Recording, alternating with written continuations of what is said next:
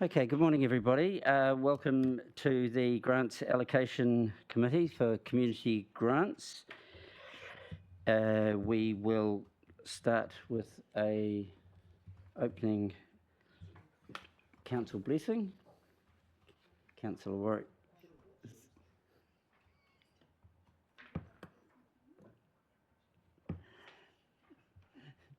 to throw her under the bus.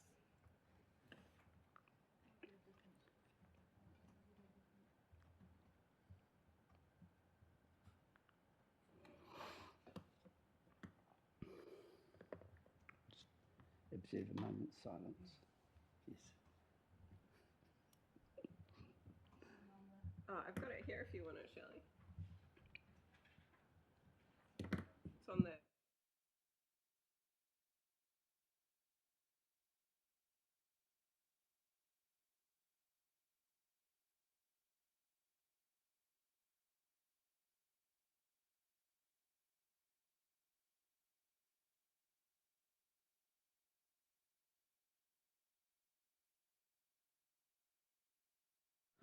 Sorry, everyone. Ia mātou e whiriwhiri ana I ngā taki ki mua I o mātou aroaro. I pono ana mātou ki ka kaha tono ki te whakapau mahara haupai mō ngā hāpori e mahi I nei mātou. Me kaha hoki mātou katoa ki whaihua kia tō tika tā mātou mahi a mā te maia te tiro whakamua me te hirihiri. Ka tia te arahi I roto e te kotahitanga me te aroha.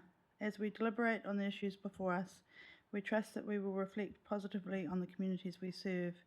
Let us seek to be effective and just, so that with courage, vision and energy we provide positive leadership in the spirit of harmony and compassion. Oops. Good, thank you for that. Apologies, we have two, John Hayes and Mayor Janet Holborough. I don't think there's any other apologies. Now, somebody move those. Yep. Councillor Warwick, seconded. Councillor Coфord, all in favour? Aye. Done. So, two declarations of interest. Does anybody have a declaration of interest relating to items? I do for the Cafe Trails Trust as a trustee. Okay, well. And I could also, I declared an interest because I'm on, for the same thing, because I'm on the site work right away committee. Okay. Right. We'll just 1 second.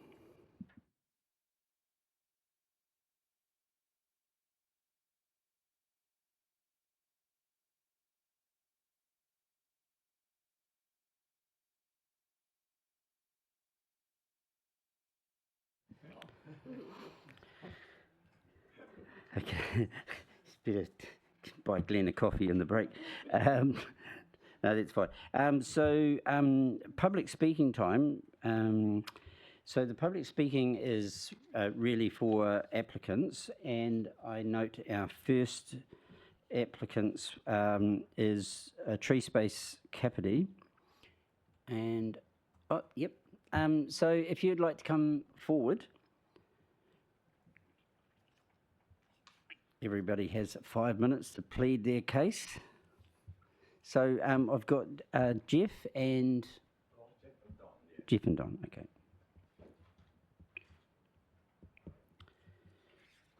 Good morning, everyone. I'm Jeff Grace. I chair. Left is our secretary.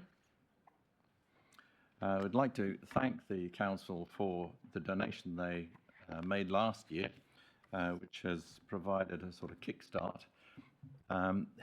Since then, we've had some public donations, considerably outdoing the council's donation, but we find that we could end up a little bit short, hence our application this time.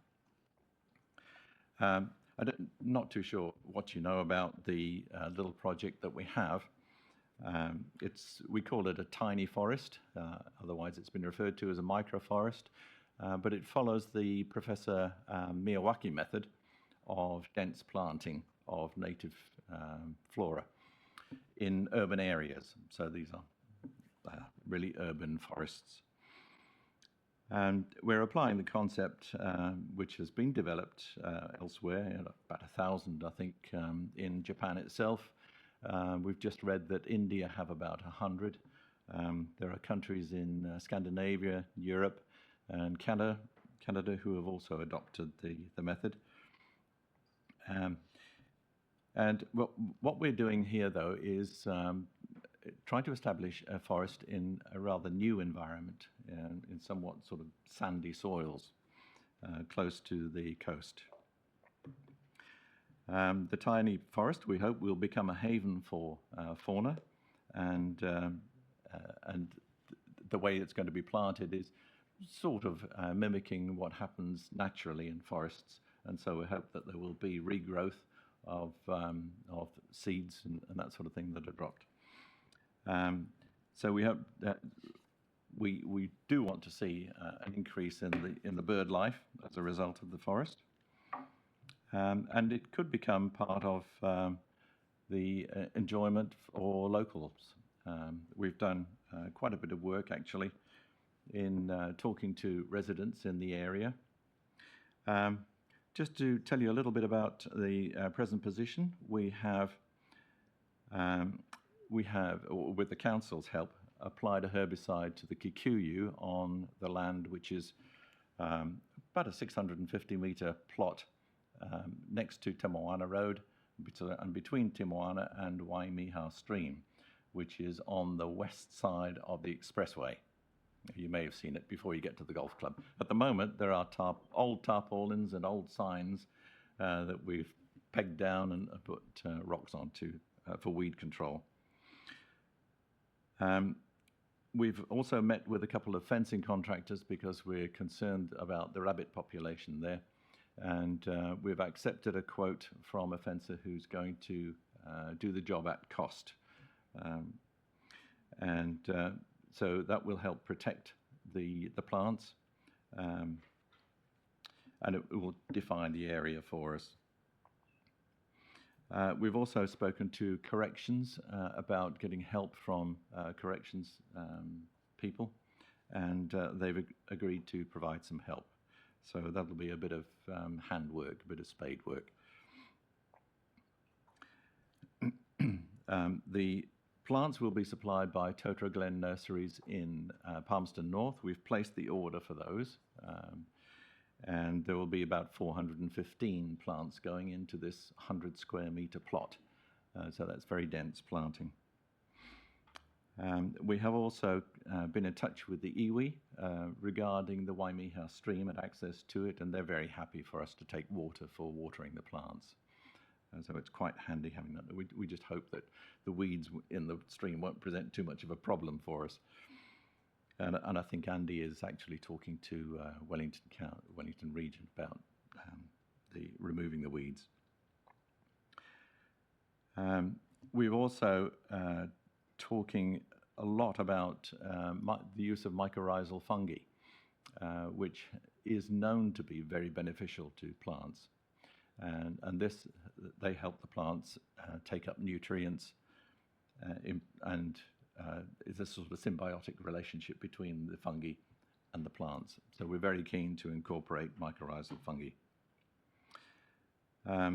We've done a cold call around the Narara estate, the people who are closest to the little forest, to gain support from them, and we've got quite a number of people who are very keen, not only to give us moral support, but perhaps some physical support as well.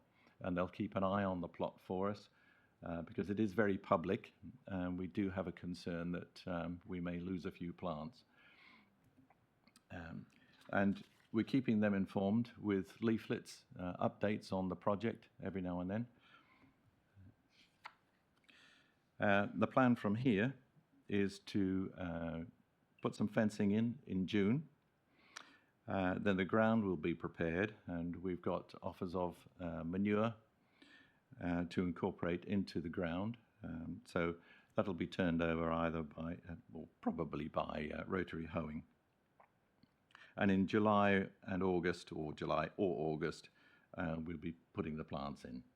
We hope that we do get a reasonable amount of rain to keep them watered. Otherwise, might be struggling with buckets out of the stream. But we've got other plans there. And then beyond that, we'll be taking measurements and making notes about what's actually happening to the growth of the plants in there to measure our success.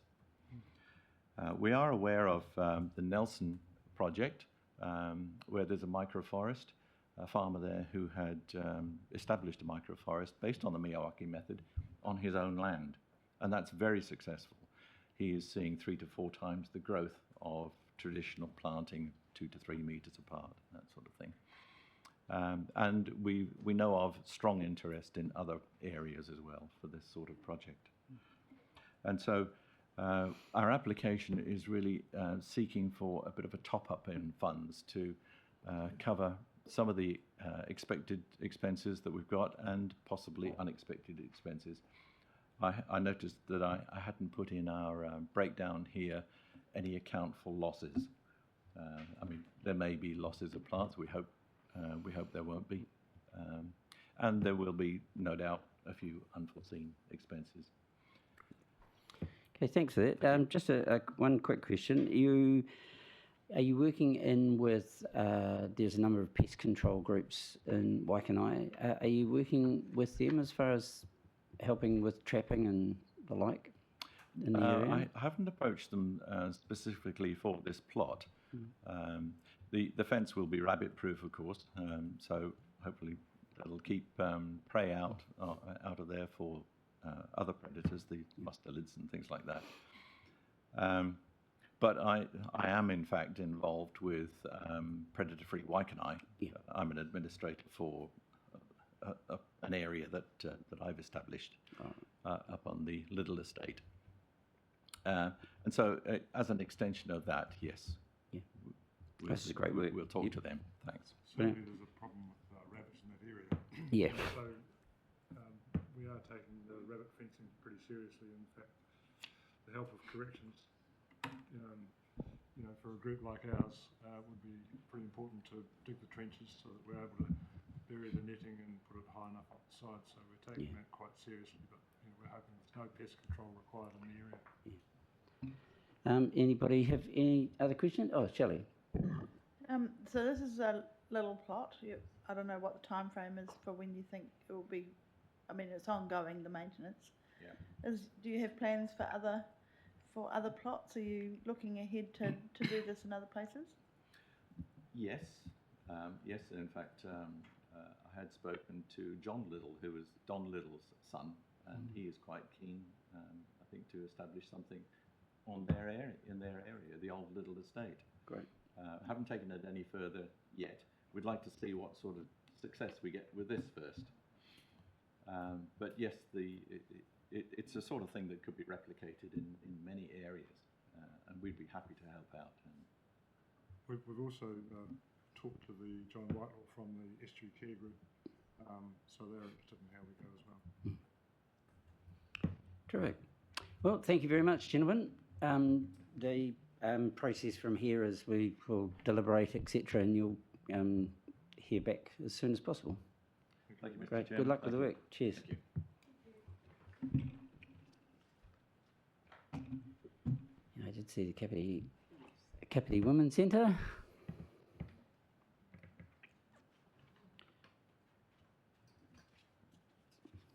Welcome. Morning. Your friend's welcome to join you if she wants. Oh, right, okay. I'm slowly weaning her into that. Yes. Okay. It's the first day. Oh, we're very friendly. Yeah. Kia ora everyone. Thank you so much for giving me the opportunity to come and speak to you. My name is Louise Waterworth. I'm the manager for the Kapiti Women's Centre. So our funding request is towards the volunteer training that we run every year. The Women's Centre offers a range of service in our community, from free counselling, women's refuge service, workshop programs, and so on. And it's a drop-in centre for women and children to come and be. That's our core, one of our core service. The volunteers are required to go through a robust 8 weeks training, which covers a range of topics, from how to just meet and greet someone and how to deal with someone or support someone in crisis. We've been running the training for many years, and this year's intake that we finished only this month, there was 9 women that completed the training. Not only are they coming in to work at the centre and support women that come in and children, but it's also a pathway for a lot of the women to go on to paid employment.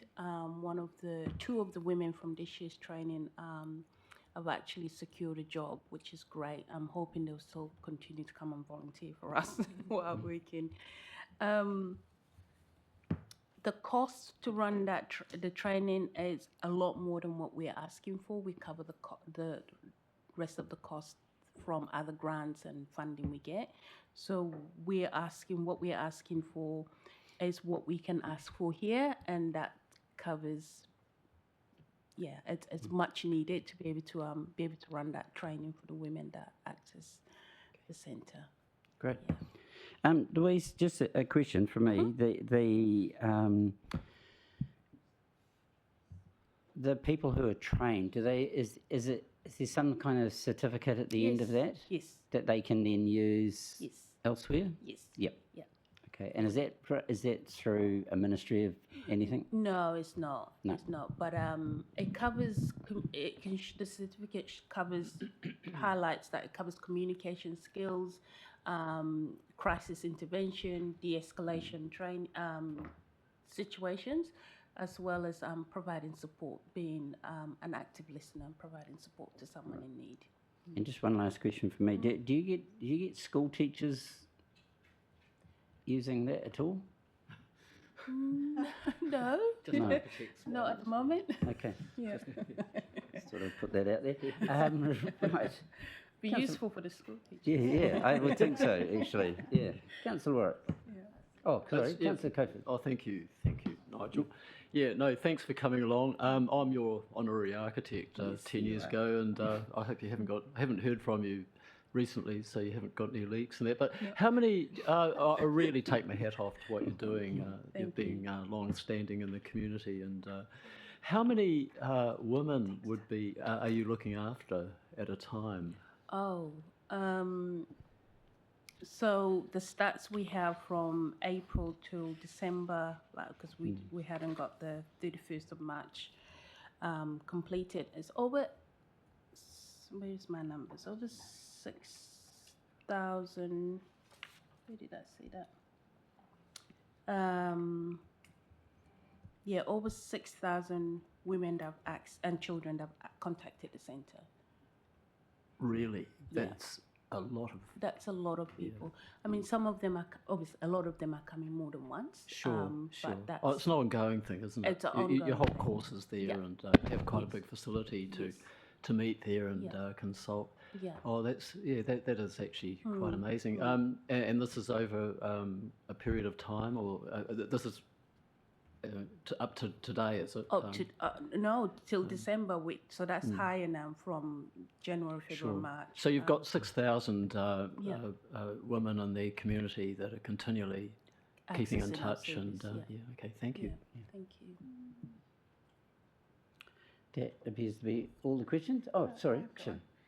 My question is, how many of your volunteers are people, like proportionally, you might not know, but are people that have used your service that then want to give back? Because that kind of course sounds like it would be great for people who have been in those situations. Yeah. We've got a number of women that have come in and in crisis that have accessed the support, and during the stormy period, they say, I would like to give back one day. And what I say to them is, once you're okay, you got to be okay first. And I've had a lot of women return back that have accessed our service and are now giving back. quite a lot of them. So it's we can't do what we do without the volunteers. Yeah. Thank you very much, Thank Louise. you. Really appreciate the work that you do. Thank you. That's Thank great. you so much. Oh, sorry, Glenn, did you have a question? No, it's more of a comment. Just what a fantastic organisation over many, many years. Yeah. Absolute community asset. So thank you Thank on you. behalf of Thank you. myself and others, I guess. Yeah. And I just wanted to also say, yes, our funding is, you're well aware of what we do in the community, which is fantastic. It's really good. And in the family violence space, there's a lot of work that goes in there, a lot of preventative work as well. So, not just to the women and children, but also to some of our men that go through the crisis line as well. Yeah, thank you. Thank you. Great. Thank you very much. Thank you. Okay, cheers. And to Becky. Thank you.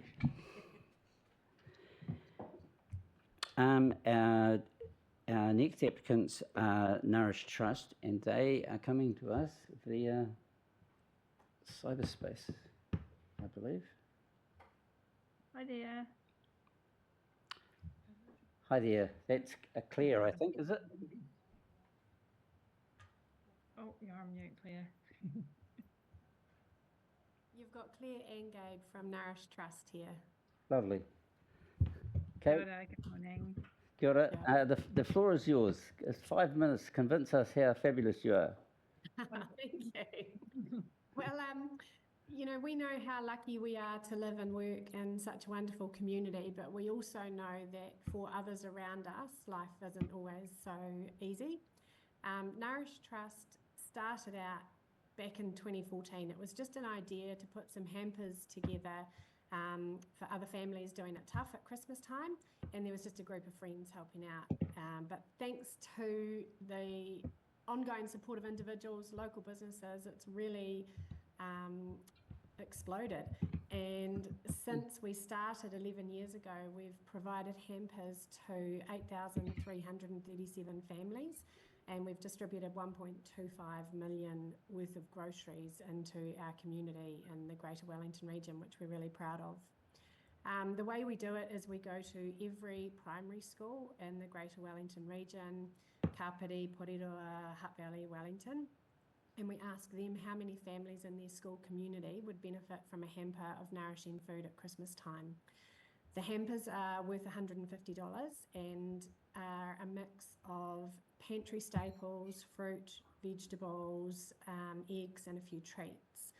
We are a registered charity which is run completely on donations and volunteer time. 100% of all donations go directly to the families, to providing food to the families in our community who are struggling. Every year, and this is consistent in the 11 years that we've been going, we've seen an increase in requests from the schools and their volume of hampers to provide. Last year we provided 1,950 hampers, and when we look to this year ahead, we see again the cost of living being a real challenge for people, and on top of that, a real risk that the donation dollar will be harder to sort because people are holding on tight to what they've got. So we know that the hampers make a real difference, and every year we survey the people that have received, the schools that have received the hampers, and ask for some feedback. And so this morning we had a look through specifically from the Kapiti schools to seek some feedback from them. And yeah, a really interesting read. I can read a couple out to you. One of them from Cheddar School said after hearing from the families, the most exciting thing for the children was that there was some treats types of food. Most of our families have only been able to buy the absolute basics, so some muesli bars and biscuits felt really indulgent. And another family from that school said they were very touched by receiving the hamper last Christmas because they were able to put some petrol in their car that week. From Nomati School, the families were very grateful and it was very thoughtful. They said putting tea towels in. We got a lot of feedback that tea towels and eggs were a real treat. Great variety in the hampers, especially the vegetables, and really nice to get chocolate as well, as this is a treat that families cannot often afford. And I'll just do one more from St. Peter Chanel in Otaki. All of the feedback from our families have been very grateful that they've had some kai to help feed their children with some treats, and that there are people out there that care, and that they care enough to work throughout the year to raise funds to help others who are struggling at this time of year.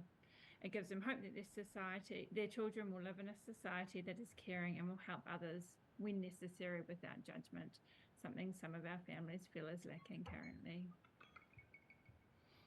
So in 2024, we provided 128 hampers to families across the Kapiti region. And this year we're anticipating our requests to increase to 132 hampers. We go out to the schools a bit later this term to start getting a feel for the numbers so that we know what our final fundraising target is. So based on 132 hampers, this puts our fundraising target for the Kapiti schools at $19,800. As I said earlier, we do go to every primary school in the Kapiti region and ask them to provide us with the number of hampers they believe are needed in their school community.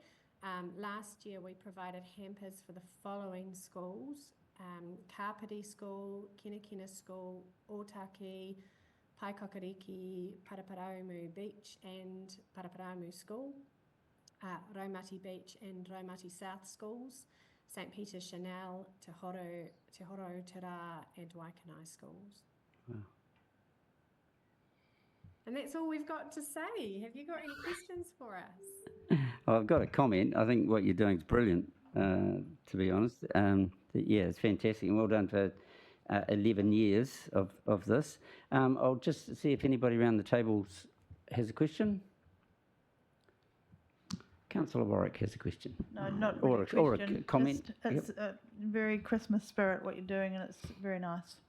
Well done to have all the volunteers for 11 years. It's a big task. Certainly. Yeah, and just ahead of time, on behalf of those 132 families, thank you. It's wonderful the work that you're doing. So yeah, appreciate that very much.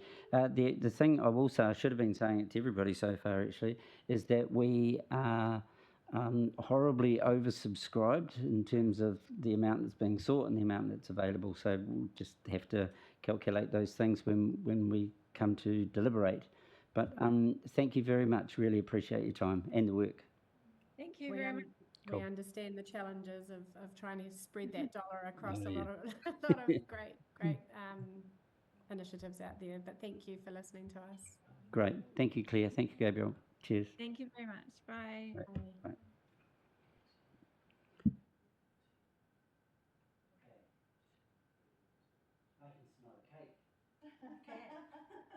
I love saying this. Welcome to the Good Bitches Baking. I can't take the credit for making it. This is Teresa's our head bitch. and otherwise engaged today, so she's asked me to come along. I'm Diane. Yeah, thank you, Diane. Cheers. So Yep. yeah, I'm from Good Bitches Baking, which is a group of women and men who bake for charities and organisations. There is, like everybody said, there's a lot of need out there, and you give, you show some kindness. It breaks down barriers for the organisations that they're working with. Like I've just dropped one off at Birthright, and they have a meeting, and the food, and some of them have never experienced it. They don't have the money or the method to bake for themselves. And like the previous lady said, it's that sweetness. It's something special. We have got about 103 active Good Bitches in the Kapiti area at the moment. We bake for 27 or 8 charities. Now those, like Food Bank, we bake for them 3 times a year. Like I know I delivered a bake to Food Bank about a year ago, and I talked to the lady there, and the need's huge. Their needs growing so much. So I go back to Therese, can we increase the bake? So, they now get 3 bakes a week. We bake for just a really wide section of the community. Birthright, grandparents raising grandchildren's another one that just absolutely gets to your heart. I had they invited us to their Christmas party and to see the need and how grateful they are and the way everybody's giving, you know, to them. In terms of funding for us, it goes to our boxes, and we put a leaflet in to say what the ingredients is in the, you know, in case anybody's got any food allergies or preferences.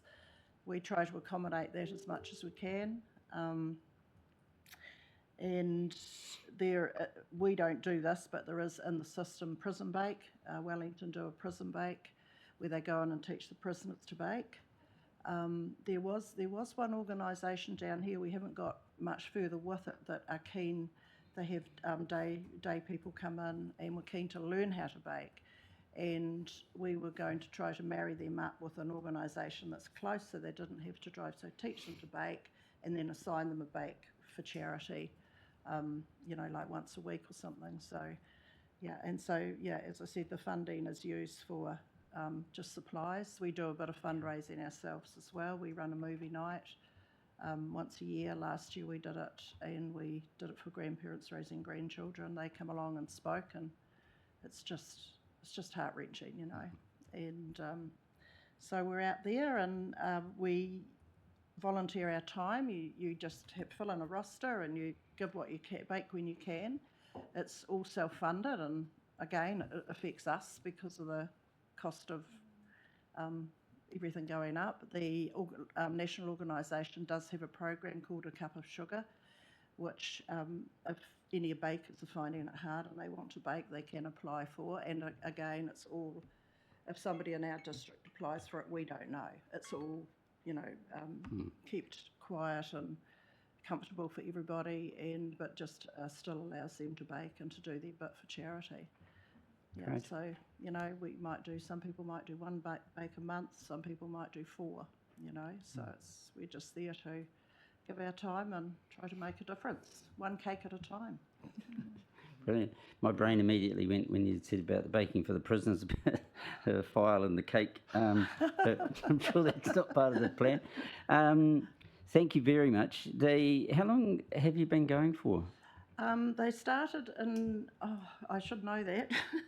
You've caught me. Oh, it's all right. It's only about 10 years, I think. Yeah. Apparently, it's one of the fastest growing organisations, volunteer organisations in the country. And I think the name, you know, the bitch thing has drawn a lot of people in. People see it and look interested. There's also people that actually find it a bit offensive. We bake for the lovely drop-in centre for the early onset dementia, Home for All, and some of their clients don't like it, so they've got to sort of call us something else. When we do actually do desserts for them 3 times a week, and yeah, 3 bakes a week for them. They're amazing. They're an amazing organisation. Yeah.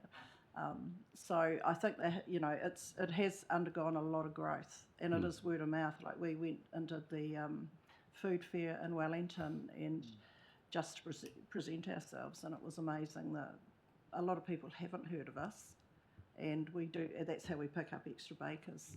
Yeah.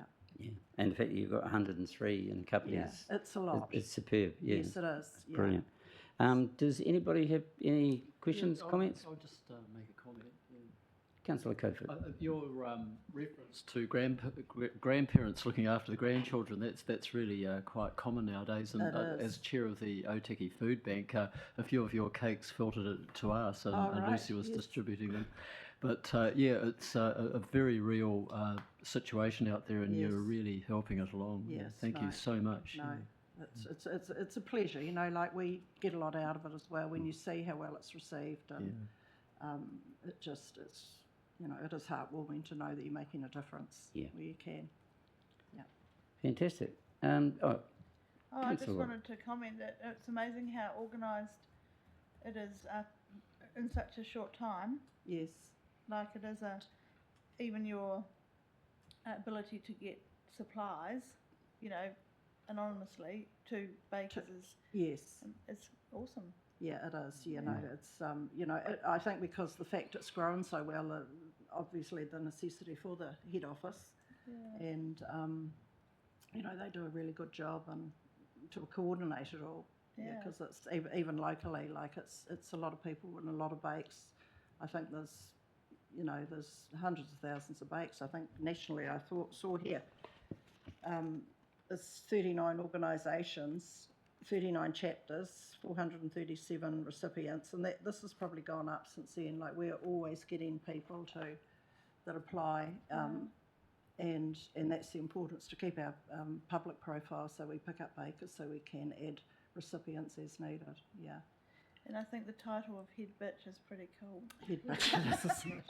Oh, we have head bitches, we have box bitches, the people that you can go to when you need a box to bake with, and it's really quite funny.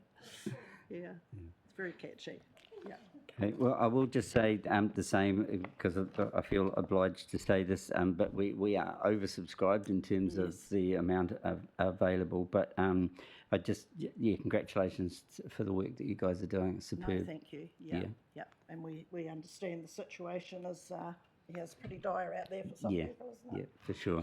That's cool. Now, Therese said that did come out of the deep freeze, so I hope it's thawed out. She thought it would be thawed out. Oh, you left us a cake. For you. Yeah. I'm not sure if that qualifies as bribery, but I hope it does. Thank you very much. Cheers. Perfect timing, actually, as we're taking a break now for morning tea. I think he's out. I'll get Bruce a cup of tea, Bruce.